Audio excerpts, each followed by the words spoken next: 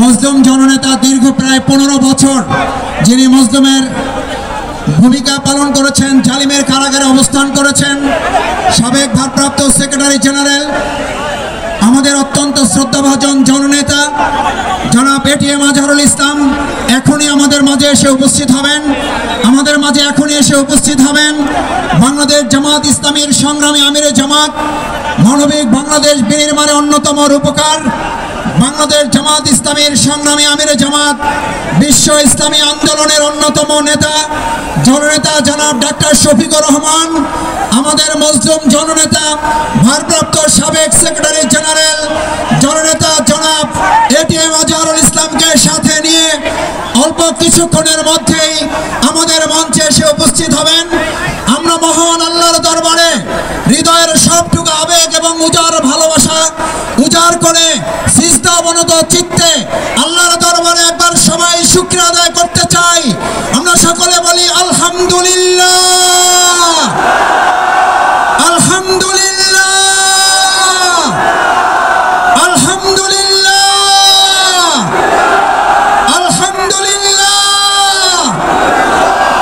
সংগ্রামী ভাই এবং বন্ধুগণ, বাংলাদেশ জামাত ইসলামীর সংগ্রামী আমিরে জামাত, বিশ্ব ইসলামী আন্দোলনের অন্যতম নেতা, মানবিক বাংলাদেশের রূপকার জননেতা জনাব ডাক্তার শফিকুর রহমান, আমাদের সংগ্রামিত মজলুম জননেতা, দীর্ঘ 15 বছর যিনি জালিমের কারাগারে মজলুমের জীবনযাপন করেছেন, সাবেক ভারপ্রাপ্ত সেক্রেটারি জেনারেল জনাব এটিএম আজহারুল ইসলাম আমাদের মাঝে এসে উপস্থিত হয়েছেন।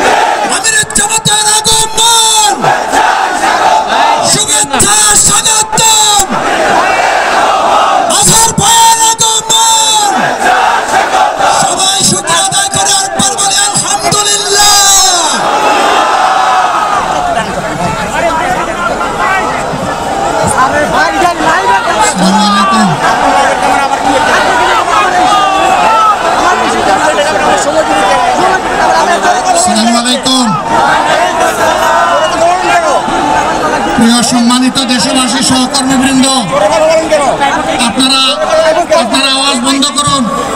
আমরা এখানে 10 মিনিটের মধ্যে কাজ শেষ করতে চাই। এটা কোনো সভা নয়, সভা মঞ্চও নয়। শুধু উনি আপনাদের কাছে দোয়া দিয়ে সালাম দিয়ে বিদায় নেবেন। ইনশাআল্লাহ আল্লাহ যখন মুক্ত করেছেন আপনাদের সাথে আরো দেখা হবে। এখন আপনারা কথা বন্ধ রাখুন, আমাদের কার্যক্রম এখনই শুরু হচ্ছে। খেয়াল রাখেন, এইটা অত্যন্ত ব্যস্ততম একটা যোগাযোগ সংযোগ জায়গা, এখানে আমরা জনগণকে কষ্ট দিতে চাই না, এই জন্য খুব সংক্ষেপে শেষ করতে চাই। এই মুহূর্তে মিডিয়ার বাইরে আপনারা কোনো কথা বলবেন না এবং উপস্থিত যারা আছেন প্লিজ আপনারা আর একটা শব্দ উচ্চারণ করবেন না, কোনো স্লোগান হবে না, শুধু ওনার সালাম এবং বক্তব্য আপনারা শুনবেন। এরপরে ইনশাল্লাহ আমরা বিদায় নিব। আসসালামু আলাইকুম।